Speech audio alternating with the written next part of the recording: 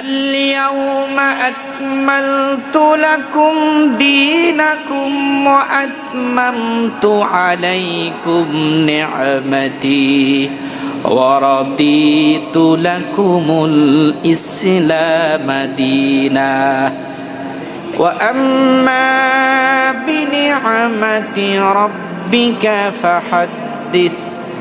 এই জগতের মধ্যে আল্লাহ পাক আমাদেরকে এত অসংখ্য অগণিত নিয়ামত দিলেন, তার মধ্যে শ্রেষ্ঠতম নিয়ামতটা কি? আল্লাহ পাক এই আয়াতে কোন নিয়ামতের আত্মপ্রকাশ আলোচনা বেশি বেশি করতে বলেছেন, শ্রেষ্ঠতম নিয়ামতটা কি আল্লাহ পাক তাও আমাদেরকে অন্য আয়াতে বর্ণনা করেছেন। আল্লাহ পাক সূরাতুল মাইদার 3 নম্বর আয়াতে আলোচনা করেন, اليوم أكملت لكم دينكم وأتممت عليكم نعمتي ورضيت لكم الإسلام دينا। এই আয়াত সেই বিদায় হজের ময়দানে তার হাবিবকে ডেকে বলেন, হাবিব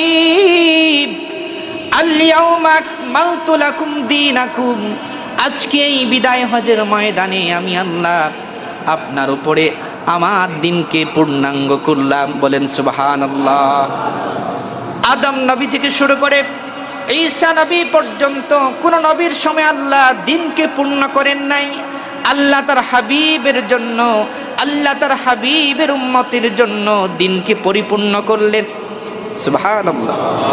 তারপরে আল্লাহ পাক বলেন, وأتممت عليكم نعمتي।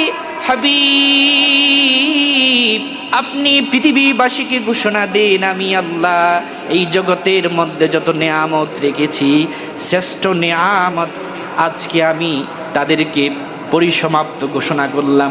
সুবহানাল্লাহ। ওয়ারাদিতু লাকুমুল ইসলাম দীনা, এবং আমি আল্লাহ আপনার দিন ইসলামকে একমাত্র জীবন বিধান হিসাবে আমি আল্লাহ মনোনীত করলাম। সুবহানাল্লাহ। এই যে আল্লাহ পাক 2 নম্বর অংশে বললেন, ওয়া আতমামতু আলাইকুম নিয়ামতি, আমি আল্লাহ আমার নিয়ামতের পরিসমাপ্ত করলাম। এই নিয়ামত কে? এই নিয়ামত হলো আপনার নবী, আমার নবী মুহাম্মদুর রাসূলুল্লাহ সাল্লাল্লাহু আলাইহি ওয়াসাল্লাম।